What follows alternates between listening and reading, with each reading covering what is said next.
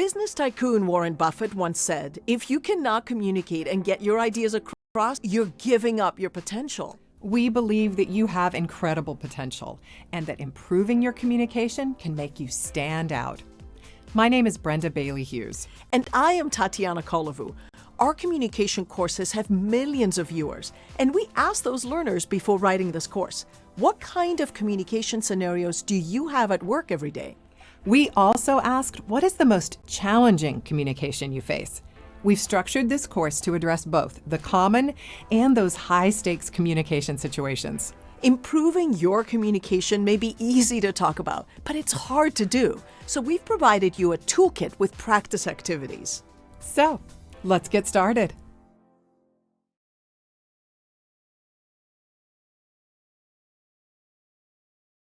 Four building blocks create the foundation for successful communication: the people, the message, the context, and effective listening.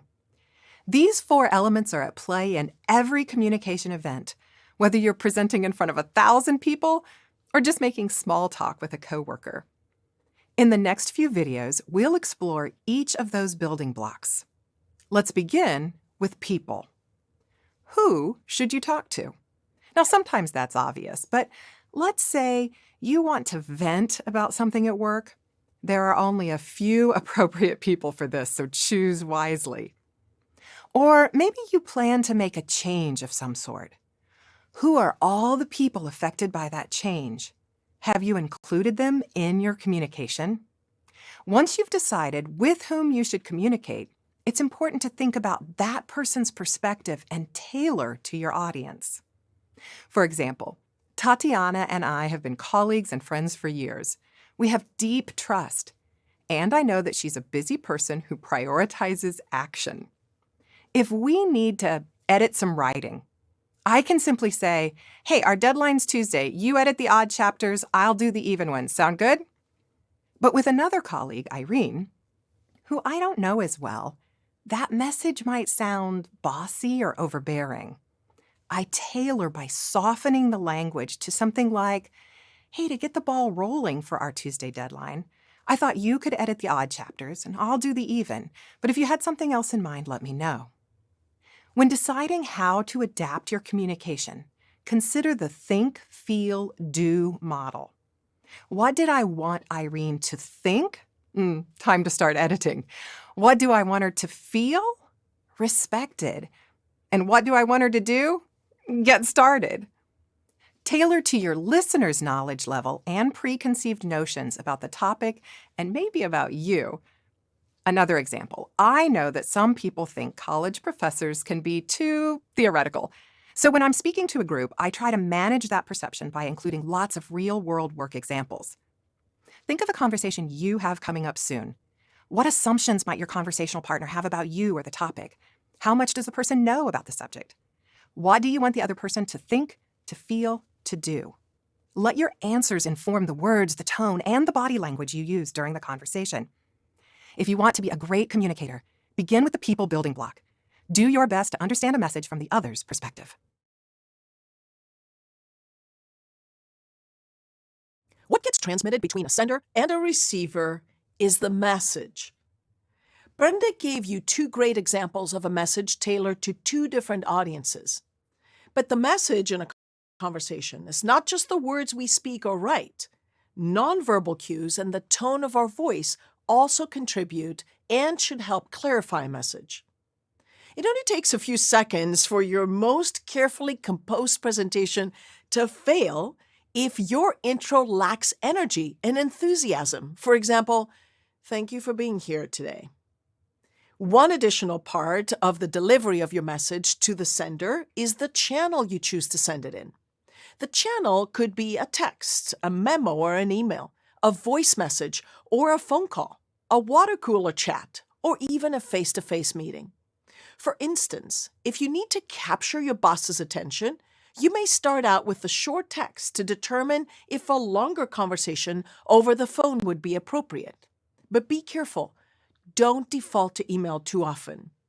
I was shocked by the results of a study by the Radicati Group predicting that in 2023, the total number of business and consumer emails sent and received per day exceeded, wait for this, 347 billion per day. Think about that the next time you send an email.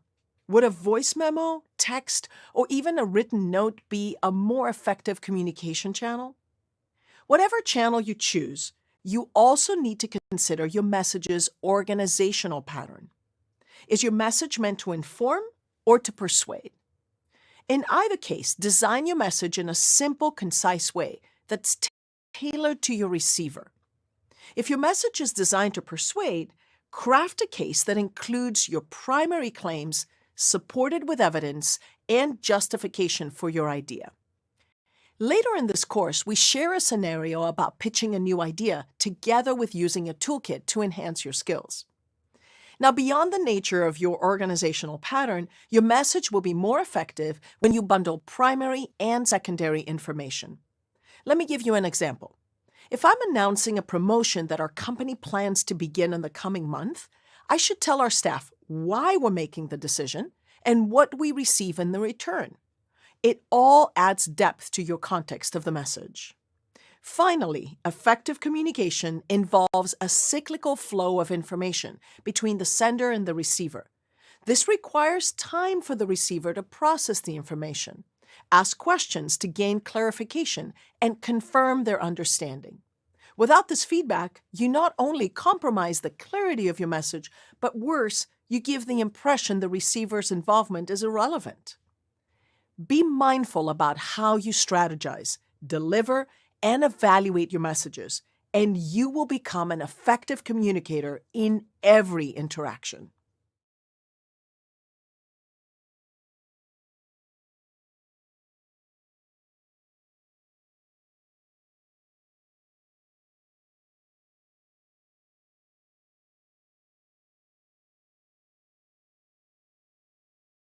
Communication never happens in a vacuum.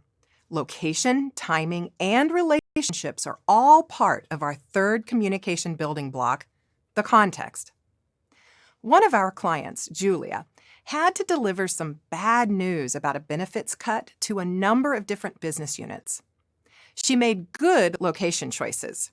She decided to deliver this news in person, even though that meant a lot of travel for her, and she made sure that each meeting would be held in a quiet conference room to avoid distractions. When you initiate an important or sensitive conversation, consider the ways in which location can influence the conversation. If I ask you to my office, I send a different message than if I come to yours. A conversation in the break room has a different feel than a conversation in the boardroom. Back to Julia. She was making the rounds to various locations all over the region to share the bad news.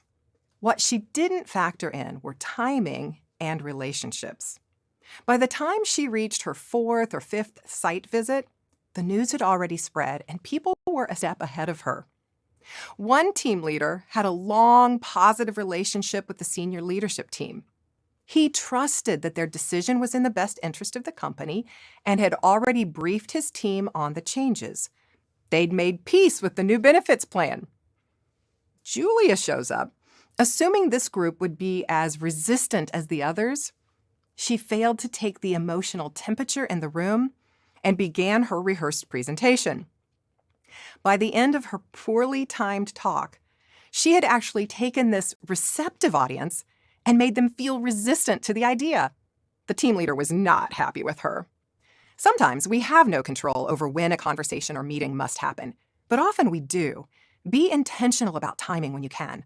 For example, sending an email with an action request late in the day may annoy someone trying to wrap things up.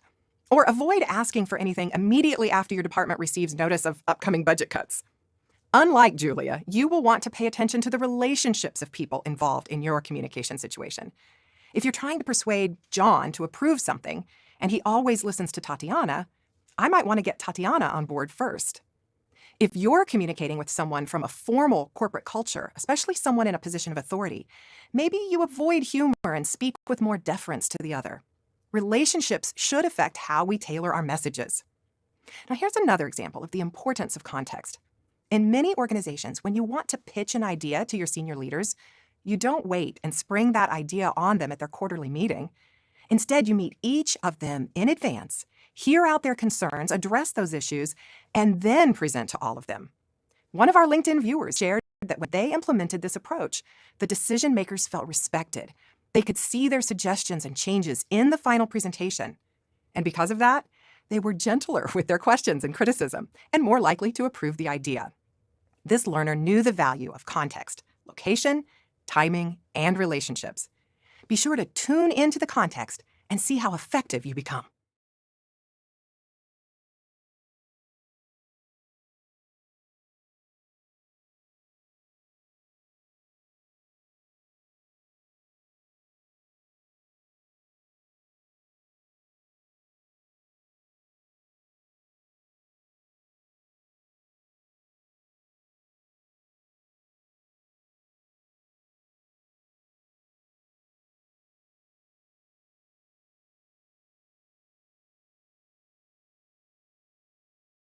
The foundational building blocks of people, message, and context make perfect sense when you think of your next conversation or your email. There is one more component of stellar communication, and that is listening. Research indicates that we listen more than we speak. The International Listening Association reports that 85% of what we know about our jobs we learned through listening. It's an essential workplace skill, but one we never were taught in school. So here are some tips for becoming a better listener. When you receive a message, you need to listen with your ears and your eyes. What do I mean by that? Let's go back to what Brenda talked about in her description of the people block example. As Brenda asks me to begin editing our work, she may pay close attention to the meaning of my words, the tone of my voice, or even my pacing. Am I asking clarifying questions, providing more options, or am I sounding annoyed at our timeline? If we have this conversation on the phone, is there a phrase that I'm repeating more than others? As a good listener, you can use your words to show that you're listening. So summarize or paraphrase what you hear. Interject here and there with a sign of agreement, like, good, I see. All of these things show you are actively listening and you're absorbing the message. If our conversation about the editing deadline is virtual or face-to-face, Brenda will have a chance to listen with her eyes by following my eye contact and my facial expressions. In turn, she will moderate her own expressions to show she's in sync with the nonverbals in my message. Finally, listening is also about connecting to the other person with your heart. This is called empathetic listening, and it happens when you put yourself in the other person's shoes, to see the world from their perspective, and then take time to think about how they are feeling. Let's say, for example, that when Brenda discusses the project deadline with me, I snap back and I say something like, I really cannot discuss this right now. If Brenda's a good communicator, she will take a pause from the pending agenda, listen to my verbals and nonverbals, and ask what else is on my plate. While paraphrasing what else she hears, she may ask me clarifying questions to better understand my perspective. It will take more time for Brenda to listen with her heart, but in the long run, it will make our communication more effective and build more trust in our relationship. Now that you know all the parts of an effective communication process, let's put it into action in some frequent work situations and some challenging ones.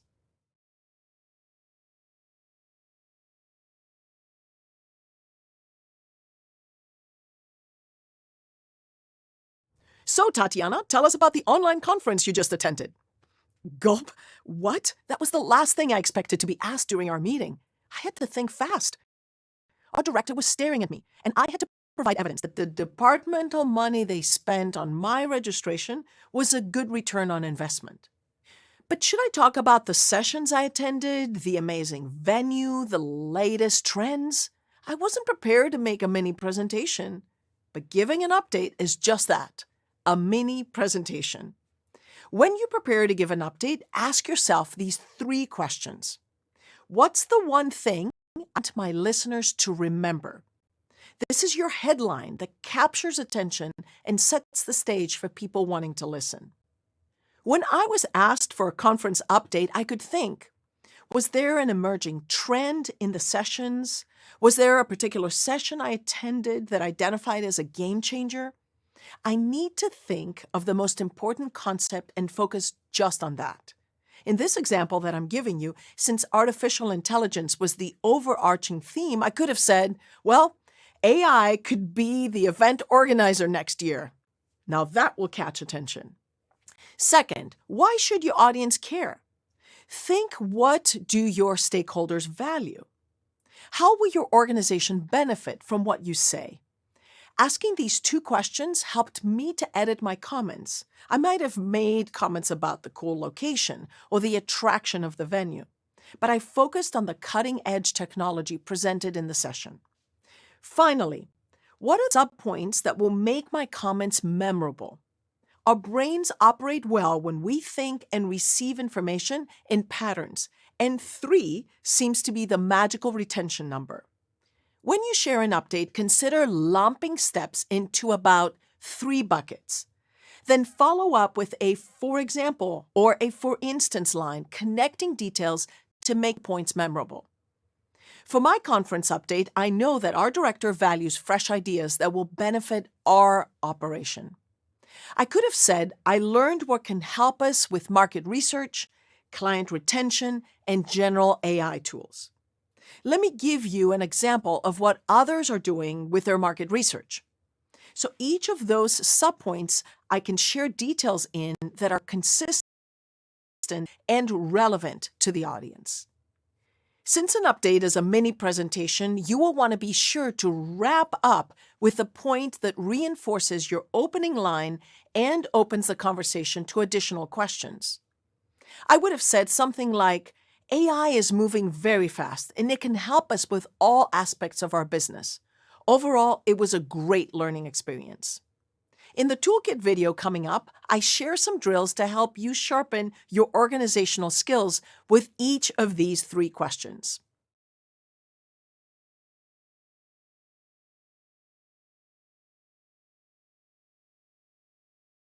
Here are some drills for you to practice so that you can be ready next time you're asked to give an update, a report back, or a summary at work. First, practice coming up with headlines. Think of 2 to 3 words that make a good response to each of these questions. Tell us about your weekend.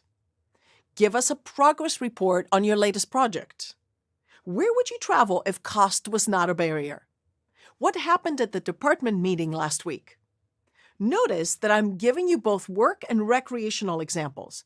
It might be easier for you to think of headlines in one category versus another. Second step, train yourself to customize to your audience. Always customize to your audience. Here are 4 easy training steps. First, pick 3 to 4 colleagues you work with and think about what matters to them. Then, follow my conference example. How would you highlight that event for each of those 3 to 4 people?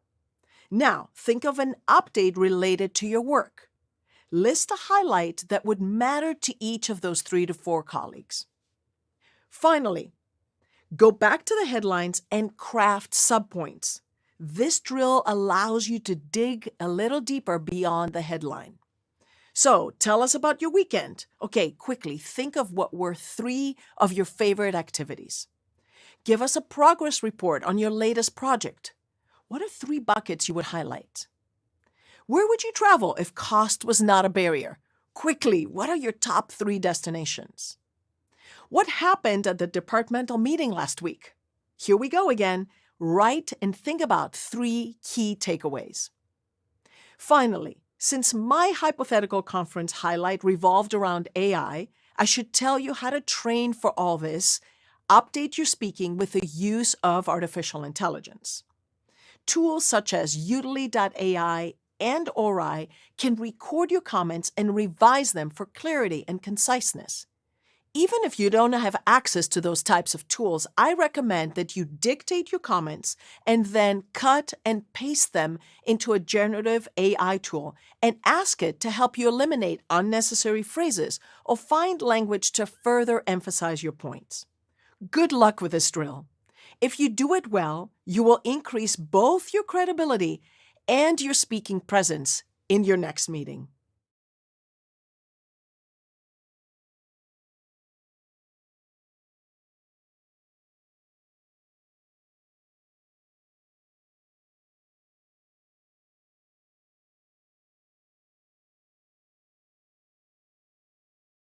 Working professionals spend up to 30% of our work time in meetings. And you and I both know that too much of that time is not well spent. In this video, you'll learn ways to increase your visibility and boost effectiveness during the many, many meetings you attend. John has to attend a ton of meetings, and here we see him sitting in his usual corners. He's listening, but not saying much, trying not to take up too much space. People might leave this meeting and not even remember that John attended. But with some simple changes, he'll get noticed and add value to these meetings. These tips will help you as well. First, arrive early and take a seat in the center. Corners are psychological weak spots, according to Preston Nye, a communication professor and executive coach. If you're meeting online, be sure your camera is on. Greet people by name as they enter, whether face-to-face or virtually. Next, check your seat height. Bring your chair level with others at the table, or so that your camera has a good view of your face and upper torso. Consider whether your posture is communicating interest and engagement or boredom. Make some small talk as people arrive, even in the chat function. Getting to know people or building rapport is a good reason to have a meeting instead of an email. Use people's names during the meeting, and they won't forget that you were there. Notice how John shows his attentiveness by taking notes. Be careful when on camera, though, when note-taking may look like you're just distracted. Smile at speakers. See what a difference these changes make to John's visibility? Along with increased visibility, you can improve the problem-solving and decision-making at your meetings. The best decisions are those based on all the relevant information known in the room. But according to research by Strausser and Titus, that happens less than 20% of the time. Why? Because groups tend to focus on shared information. Individually known but vital information tends to get withheld or overlooked in meetings. Here's what I mean. At John's meeting, he knows 3 pieces of relevant information for the problem they're working on, A, B, and C. Chris knows A, B, and D, while Lauren knows A, C, and E. The best solution requires knowing A, B, C, D, and E, but in most meetings, information A, which all 3 people know, will get discussed a lot. B and C will get some airtime because at least 2 people in the meeting know about that. But D and E, the information that only 1 person knows, is likely never to be heard. That's the common knowledge bias. Now here's what you can do. Acknowledge the bias. Remind your other attendees that just because something is commonly known to the group, it doesn't make it the only important information. Probe for the hidden treasure. Try saying, "Sounds like we all came in knowing about A and B. It would be great to hear something that hasn't surfaced yet. Somebody surprise us." Pay attention to nonverbal cues. When you notice someone looking pensive, hold space for them. Say something like, "Wait, John, did you have a thought?" Express gratitude and respect for diverse ideas. When someone shares something unique, don't let it get dismissed. Common information seems more valid. It's like, well, we all know this fact, so it must be true. Don't let that bias derail your attempt to unearth unique knowledge. Say, "Thanks, John. That's the first time this has come up, and I think we should talk about it." You can create an environment where people feel safe to share. Practice 3 then me to equalize talk time and allow everyone a chance to contribute. Once you've spoken, don't talk again until at least 3 other people have shared. Use these tips and you'll see your visibility go up and decision-making improve. Now those are meetings worth attending.